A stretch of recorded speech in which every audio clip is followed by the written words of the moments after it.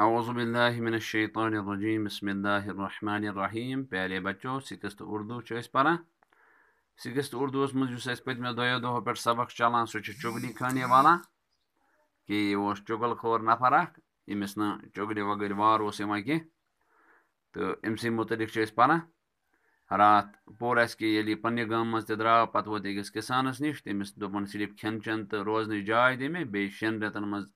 اکہ پھر کرے بہ چگل کھمے بہ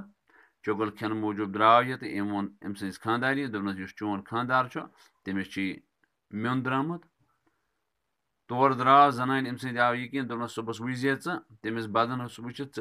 تمس بدنس من نمکینی لیزے تمس کن جائے جسمس زنان کور تہیا بہ گھس امس لیونی تیت کالس ووت یہ امس کسانس نش تمس وونن دس چون یہ زنان سہ پاگل گمت اگر نی بیہی کی ژٕ وچ سہ ای صبح سہ ہی ژپ جب چگل خور نے یہ جان لیا کہ کسان اس کی باتوں میں آ گیا یل چگل خورس پتہ لوگ کہ اس ہسا زمیندار زمیندار آ میان کتن مز تو وہاں سے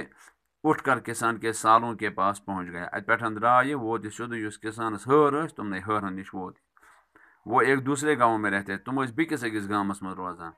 چگل خور نے انہیں بتایا چگل خورن وون تمن کہ تم یہاں مزے کر رہے ہو تو یہ مز تلنا اور تمہارا بہنوئی تمہاری بہن کو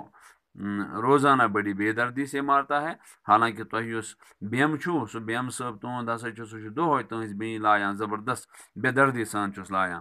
انہوں نے حیران ہو کر کہا تمو وون حیران گژھت کہ ہماری بہن نے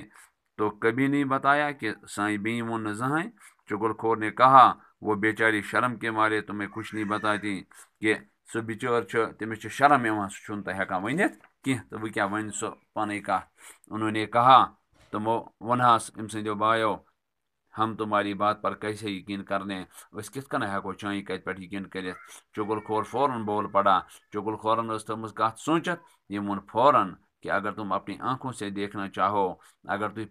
پنو اچھو یژھو وچھن یہ حال تو کل دوپہر کو کھیتوں میں آ کر دیکھ لینا صبح ییزو دوپہرس بوئی قطر کھیتن مز تو تھی وچھو یہ حسب حال وہ یہ بات سن کر لال بھبوکا ہو گئے یتھے تمو یہ کہت بوز تم گئی نار ببر ہے تمن کھوت زبردست شرارت انہوں نے چگل خور سے کہا تمو وون چگل خورس کہ کل ہم کھیت میں چھپ کر یہ سب کچھ اپنی آنکھوں سے دیکھیں گے کہ بوز یارا کت صبح امو پان بیمو تتی کھیتن نش ژور ہسا وچھو پان یہ حال اچھو اس ہسا گژھِ پان یقین گژھن چگل خور وہاں سے رخصت ہو کر سیدھا کسان کے بھائیوں کے پاس پہنچا چگل خور درو اتہ ہیوتن رخصت سیودے ووت یہ کسان ام سندین بائن نش ووت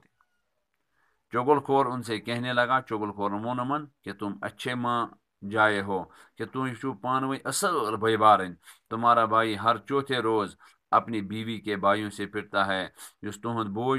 پرت ژور دہ تمس زنان ہند بٲے لایان اور تمہیں اس کی کوئی خبر نہیں مگر تہ چھو یہ پتہ لگا کہ کسان کے بھائی غصے سے تل ملا اٹھے کسان سندین بھائین کھوت زبردست شرارت زبردست غصہ کھوت تمن چگل خور نے یقین دلانے کی خاطر ان سے بھی کہا چگل خورن امن یقین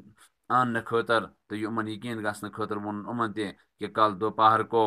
کھیتوں میں آ کر دیکھ لینا کہ صبح ہسا کرجو کام صبح ییزو تھی کھیتن مز تو وچھو